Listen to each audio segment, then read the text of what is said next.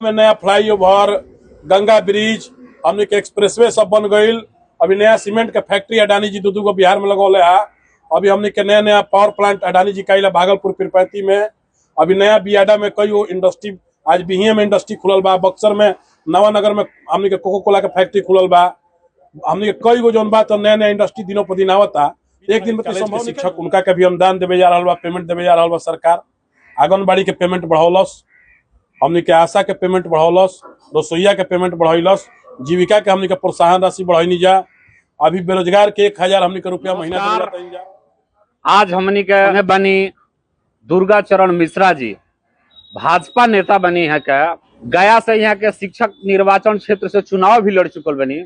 आज यहाँ के संग हमनी के चर्चा करब जब बिहार विधानसभा के ऊपर, विशेष रूप से हमनी के ब्रह्मपुर के ऊपर चर्चा करब जा कि पिछले 2 बार से लगातार ब्रह्मपुर सीट लूज हो रहा बा भारतीय जनता पार्टी के, हालांकि शाहपुर के हो रहा बा। का कारण माना तनी रहुआ? सबसे बड़ा कारण बा आपसी सामंजस्य। एनडीए में हमनी के आपसी खींचतान उ अब की बार हमनी के निश्चित रूप से सुधार हो गई बा। अब की बारी हमनी के शाहाबाद के 22 विधानसभा जीतब जा। अभी हमनी के सरकार बहुत सारा स्कीम भी चलैले बा, और प्रचार प्रसार हमनी के गांव में करते जा। नियोजित शिक्षक के नियमित कर दिल सरकार, रोजाना तो खब। अभी हमनी के जितना भी बाल लोग बीत रहित कॉलेज के शिक्षक उनका के भी अनुदान देवे जा रहा बा, पेमेंट देवे जा रहा बा सरकार। आंगनबाड़ी के पेमेंट बढ़ौलस, हमनी के आशा के पेमेंट बढ़ौलस, रसोईया के पेमेंट बढ़ौलस, जीविका के हमनी के प्रोत्साहन राशि बढ़ाई जा। अभी बेरोजगार के 1000 हमनी के रुपया महीना देवे जाता जा। आ मोदी जी के काम आ नीतीश जी के काम, दोनों के काम यदि मिला दिया जाए, 4 लाइन चलता, तो निश्चित रूप से हमनी के सब सीट बिहार विधानसभा में 22 बार हमनी के जीत के शाहाबाद से देव जा। तो ठीक बा, बहुत सारा स्कीम आयल, योजना आयल, लेकिन विरोधी दल के का नाम बा कि नीतीश जी पिछले 5 साल में कुछ ना कहीं। जब एट ए टाइम चुनाव का समय आ गई तो अनधुन यहाँ के खाली स्कीम पर स्कीम, योजना पर योजना लागू करतनी।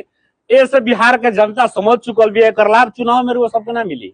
देखिए अभी विरोधी कहता जी, जनता नहीं है, जनता कहता कि बिहार में पहला बार पटना में मेट्रो आई। मेट्रो तो एक दिन में ना बन जाई, चौसा पावर प्लांट एक दिन में ना बन जाई, बक्सर से पटना 4 लाइन रोड एक दिन में ना बन जाई, आज बेतिया से पटना 4 लाइन बनता एक दिन में ना बन जाई। हमने के अनेकन काम जौन भइल बा, पटना में नया फ्लाईओवर, गंगा ब्रिज, हमने के एक्सप्रेसवे सब बन गई। अभी नया सीमेंट के फैक्ट्री अडानी जी दू बिहार में लगौले है। अभी हमने के नया नया पावर प्लांट अडानी जी का भागलपुर पीरपैंती में। अभी नया बियाडा में कई गो इंडस्ट्री, आज बिहिया में इंडस्ट्री खुलल बा, बक्सर में नवानगर में हमने के कोको कोला के फैक्ट्री खुलल बा। हमने के कई गो जोन बा तो नया नया इंडस्ट्री दिनों पर दिन आवता। एक दिन में तो संभव नहीं है। 5 पांडव मिलकर हमने के कौरव सेना का हराई जा, आ फिर से बिहार में कमल खिला के बिहार के विकसित राज्य बनाई जा। आ साक्षात हमने के विश्वकर्मा भगवान के रूप में मोदी जी हमने के देश के निर्माण कर रहा बानी। आ मोदी जी के नेतृत्व में, नीतीश जी के नेतृत्व में बिहार के 2030 तक ही हमने के विकसित राज्य बनाई जा।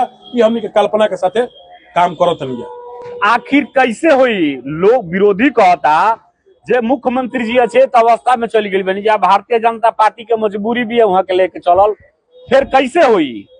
रउआ 20 वर्ष पहले विरोधी कहता तो ओकरा से पूछी कि बिहार में उनका लड़की के, लालू जी के लड़की के जब शादी रहे तो सब गाड़ी के जौन बात तो नया नया गाड़ी के ले जाकर लूट के आ बाराती लेके चली रहे लोग, बारात वाला के दे दिए रहे दुल्हा सजावे खातिर, और फरण उद्योग लगातार चलत रहे। आज जाए नया जे गाड़ी डॉक्टर किन के लेवत रहे वो गाड़ी पकड़ात रहे लालू जी के आवास में। तो गुंडा राज खत्म हो गई बा, जंगल राज खत्म हो गई बा। आ नीतीश जी के सुशासन के राज चलता, तो सुशासन के राज के कमजोर करे खातिर, ये देश के अति पिछड़ा प्रधानमंत्री नरेंद्र भाई मोदी के कमजोर करे खातिर, और पिछड़ा मुख्यमंत्री बिहार के नीतीश कुमार के कमजोर करे खातिर आज 35% आरक्षण हमने के बहाली में बा महिला के, ओकरा के कमजोर करे खातिर, दारूबंदी के खत्म करे खातिर, और जो हमने के आरक्षण बा महिला के 50% पंचायती राज में, ओकरा के खत्म करे खातिर, अति पिछड़ा के आरक्षण के खत्म करे खातिर। ई कुल विपक्ष के चाल हो, तेजस्वी जी के और राहुल जी के। ये सब वोट चोरी, ये लोग खुद चोर बा, जरा पर 4 सीटेड चोर बा, जेकर सदस्यता रद्द हो गई बा चारा घोटाला में।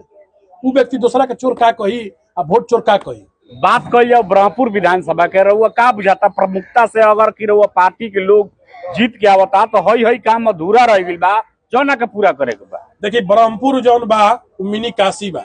मिनी काशी हमनी के बक्सर जिला बा। ऐसे कि हमनी के बिहार के यदि सांस्कृतिक राजधानी धार्मिक राजधानी बा तो बक्सर बा। ऐसे कि भगवान राम के एजा शिक्षा स्थली बा। एजा बामन भगवान जौन की हमनी के अवतार रहन एगो विष्णु भगवान के दू बार विष्णु भगवान किसी कोनो धरती पाइल बड़े तो बक्सर के धरती बा, पवित्र धरती। तो बक्सर के धरती पर जो बिहार के धार्मिक राजधानी बनावे के बा, एकरा के विकसित पर्यटन स्थल बनावे के बा और राष्ट्रीय मानचित्र पर बामन कॉरिडोर बनावे के बा, वैदिक विश्वविद्यालय बनावे के बा और बाबा परमेश्वर नाथ से ब्रह्मपुर तक में जौन जौन भी तुलसी चौतरा बा, रघुनाथपुर में हमने के जौन महर्षि विश्वामित्र के आश्रम बा, ये सब नया नया निर्माण होई। एकरा के राष्ट्रीय स्तर के पर्यटन के दर्जा मिली। ये हमने का अभियान लेके चल बन जा। अभी वह सुन लो कि बहुत बड़ा विश्वामित्र के भगवान के मूर्ति बनता, पार्क बनता। ये सनातन के हमने के गुंज है, हमनिए के जुनून है। हमनिए के एकरा के मुद्दा उठेले रही जा सनातन के बामन कॉरिडोर के महर्षि विश्वामित्र भगवान के नाम पर आज हमने के मेडिकल कॉलेज डुमराव में बनता, बामन भगवान के नाम पर रखे हमने के मांग करते जा कि भगवान बामन के नाम पर मेडिकल कॉलेज डुमराव के नाम रखल जाओ। तो हमने के निश्चित रूप से पवित्र भूमि बा, एक बहुत ज्यादा विकास हुई, वैदिक विश्वविद्यालय खुली, रिसर्च हुई। भगवान राम पहला बार एजा धनुष के प्रयोग के लिए तारका के वध के लिए तो निश्चित रूप से कोनो डिफेंस मिनिस्ट्री से बड़ा कारखाना खुले के चाहिए। डिफेंस मिनिस्ट्री भारत सरकार के रक्षा मंत्रालय के जैसा ब्रह्मोस बनावे के कारखाना लखनऊ में खुलल बा, तो रोजगार भी मिलल बा। वैसे ही हमने के निश्चित अपेक्षा बा कि कोनो बड़ा कारखाना आई डिफेंस मंत्रालय के, जहाँ निर्माण हुई शस्त्र के और रामचंद्र जी के नाम पर हमने के वैदिक विश्वविद्यालय, बामन भगवान के नाम पर विश्वविद्यालय बना के बक्सर के विकास हुई। ये हमने के लेके चलते हैं। ब्रह्मपुर विधानसभा से बहुत सारा भारतीय जनता पार्टी के नेता दौन दावेदारी पेश कर रहा बड़े, चाहे में पिछला हमने के पूर्व विधायक दिलमानो जी हो की या नया में वो सत्य प्रकाश तिवारी जी बनी, संतोष रंजन राय जी बनी, एने लोजपा से हुलास पांडे जी बनी। रउआ केने देखता नहीं कि अगर पार्टी अगर फलना अगर टिकट देती है फलना आदमी के तो मजबूत रही या सीट निकले के उम्मीद रही? देखिए पार्टी के हमारा विचार में ही बा, जेकरा के भी मिले के चाहिए सब तो अपना घरे के बा। तो पार्टी सबसे अच्छा योग्य के बटुए, स्थानीय के बटुए, आज ये 5 वर्ष क्षेत्र में एक्टिव के बटुए, ये चुन करके बढ़िया नेता के, बढ़िया कार्यकर्ता के पार्टी के टिकट देवे के चाहिए। अब बक्सर में हमने के बक्सर विधानसभा, ब्रह्मपुर, डुमराव, हमने के राजपुर, चारों विधानसभा की परिकमल खिलाई जा। एक अभियान लेके निकल बनी जाए। अभियान हमने के निश्चित रूप से लागल बनी जा।